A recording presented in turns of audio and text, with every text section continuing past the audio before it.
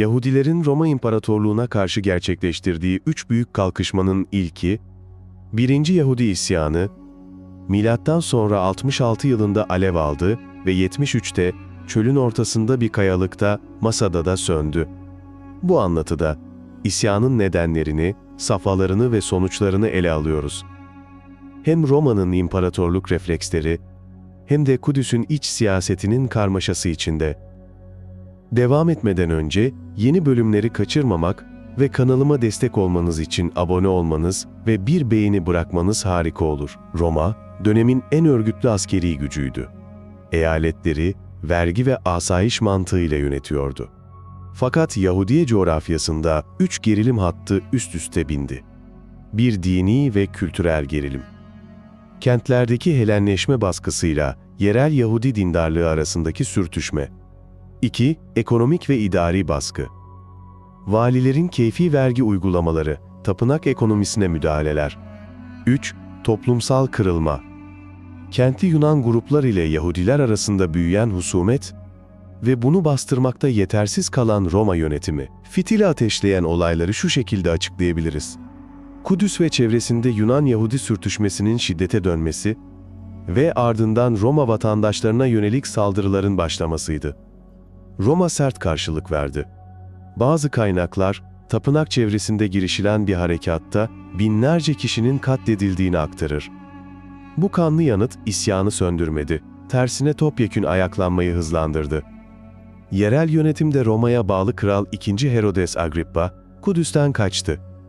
Roma'nın Suriye valisi Sestius Gallus, 12. Fulminata Lejyonu ve yerel yardımcı birliklerle isyanı bastırmak üzere güneye indi. Başlangıçta ilerleme vardı. Her şey yolunda gidiyordu. Fakat Ben Horon geçidinde isyancıların kurduğu pusuya düştüler. Yaklaşık 6.000 asker öldü ve Roma ordusunun kutsal sembolü Kartal yani Akila ele geçirildi. Bu psikolojik dengeleri isyancıların lehine çevirdi. Bu hezimetin üzerine Nero, tecrübeli General Vespasian'ı Yahudiye'ye gönderdi. Oğlu Titus da İskenderiye'den bir lejyonla ona katıldı. Vespasian'ın emrinde 2 tam lejyon, 8 süvari alayı ve yardımcı kohortlar vardı. Strateji, kıyıdan başla, kademeli kuşatmalarla içerlere ilerle, direnci parça parça kır. Milattan sonra 67 yılı boyunca Romalılar Celile'yi ele geçirdi. Yotfat Jotapata, 47 günlük kuşatmanın ardından düştü. Burada Yahudi komutan Yosef ben Matityahu, sonradan Flavius Josephus, teslim oldu. Vespasian'ın imparator olacağını, bir kehanet gibi dile getirdiği anlatılır. Bu nedenle hayatı bağışlandı ve ileride isyanın en önemli anlatıcısı oldu. Bu ayrıntı, hem dönemin propaganda diline, hem de ileride okuyacağımız rakam ve tasvirlerdeki abartı ihtimaline dair bir uyarı gibidir. Romalılar dışarıdan bastırırken, Kudüs'te iç çatışma büyüyordu. Kentte Sadukiler ve yerli elitler, kuzeyden gelen savaşçı gruplarla ve Zilot kanatla anlaşmazlığa düştü. İdümea'dan gelen savaşçılar, Yohanan ben Gisçala, Eleazar ben Şimon ve Simon Bar Giora etrafında bloklaştı. Sadukiler Simon Bar Giora'yı yardıma çağırınca Kudüs'te kontrol el değiştirdi. Fakat bu kez direnişçiler kendi aralarında boğaz boğaza geldi. Yaklaşık 1 yıl süren bu iç boğuşma şehrin savunma gücünü eritti. En büyük stratejik hatalardan biri de şuydu: Zilotlar, mühimmat ve erzak depolarını yaktı. Bu karar, Roma kuşatması sırasında halka açlığa mahkum etti. Josephus, bu dönemi kıtlık, yağma ve vahşet anlatılarıyla resmeder. Yer yer abartı koksa da açlığın isyancıların iradesini kırdığı açıktır. Milattan sonra 70'te imparatorluk sahnesi değişti. Roma'daki iç savaşlar 4 imparator yılı Vespasian'ı tahta çıkardı. Komutanlığı Titus devraldı. Kudüs yaklaşık 7 ay kuşatma altında kaldı. Romalılar sur hatlarını sistematik biçimde yıprattı. Kuşatma kuleleri, koçbaşları ve hendeklerle şehri boğdu. Yaz sonunda surlarda açılan gediklerden içeri girildi. Devamında tapınak alanı dahil şehrin büyük kısmı yağmalandı ve ateşe verildi.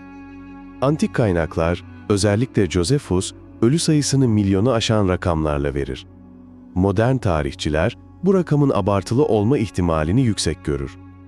Kesin olan şudur, on binlerce insan öldü. Yaklaşık 90 ila 100 bin kişi esir edilip köleleştirildiği rivayet edilir. Bu felaket, yalnız askeri bir yenilgi değildi. Yahudi toplumunun dini ve ekonomik kalbinin yıkımıydı. Tapınak vergisi ortadan kalktı. Roma, Yahudilere Fiscus Iudaicus adıyla özel bir vergi yükledi. Bu gelir, Jupiter Capitolinus kültüne aktarıldı. Flavius hanedanı, Vespasian, Titus, Domitian, Kudüs'ten elde edilen ganimetlerle Roma'daki büyük projeleri finanse etti. Örneğin Flavian Amfiteyatrosu yani Kolezyum. Titus, Roma'da muazzam bir zafer alayı düzenledi. Simon Bargiora, zincire vurulup teşhir edildikten sonra, Tarpeia kayalığından atılarak idam edildi. Kudüs'ün düşmesinden sonra direniş, kaleler ve çöl sığınaklarıyla sınırlı kaldı. Görev, Suriye'de konuşlu 10. Fretensis Lejyonu'na geçti. En çetin hedef, Masada. Ölü Deniz'in batısında, sarp bir plato. Romalılar, aylar süren bir mühendislik pratiğiyle bir kuşatma rampası inşa ederek kaleye ulaştı. Josephus'a göre içerideki Sicario-i Sicari'yi başta olmak üzere savunucular teslim yerine toplu intiharı seçti. Modern tartışmalar bu anlatının sembolik boyutlarını vurgular, yine de Masada, isyanın ruhsal kapanış sahnesi olarak hafızaya kazındı. 1. Yahudi isyanı, Roma'ya Flavius hanedanını adeta armağan etti. Vespasian'ın yükselişi, bu cephede kazanılan başarılarla meşrulaştı. Yahudi toplumu içinse tapınakın yıkımı, kâhinlik merkezli ibadet düzeninden sinagog ve metin eksenli bir dine evrilmenin dönüm noktalarından biri oldu. Rivayete göre Bilge Yohanan ben Zakkai, Yavne'de bir öğrenim merkezi kurulmasına öncülük etti. Bu merkez, sonraki yüzyıllarda Rabbani geleneğin taşıyıcısı haline geldi. Demografik gerçeklik de değişti. Diaspora topluluklarının ağırlığı arttı, Kudüs, siyasal merkez olmaktan çıktı. Roma açısından bakıldığında, isyanın bastırılma biçimi, imparatorluğun korkutucu caydırıcılığını yeniden üretti. Ancak sertlik, tek başına çözüm olmadı. Bir nesil sonra, Kitos Savaşı 115 ile 117 ve Bar Kokhba ayaklanması 132 ile 135 isyanları patladı.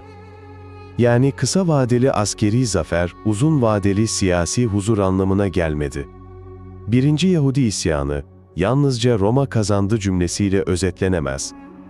Bu, kültür, din, ekonomi ve iç siyaset katmanlarının birbirine dolandığı, Kudüs'ün surları kadar, Kudüs'ün içinin de savaşa dönüştüğü bir hikayedir. Ben Horon'daki kartalın düşüşüyle artan özgüven, Kudüs surlarına çarpan iç kavga ve kıtlık ile eridi. Roma'nın sabırlı kuşatma makinesi sonunda tapınak şehrini ateşe verdi. Geriye Jüpiter'e yönlendirilen bir vergi. Roma'da yükselen taş yapılar. Yavne'de açılan bir okul ve çöl rüzgarında hala fısıldanan bir isim kaldı, Masada. Tarih, acıların yeni acılara dönüşebildiğini hatırlatır. Benzer döngüler, günümüzde de farklı coğrafyalarda farklı aktörlerle görülebilir. İzlediğin için teşekkürler. Serinin devamı için abone olmayı, beğeni ve yorumla destek vermeyi unutma.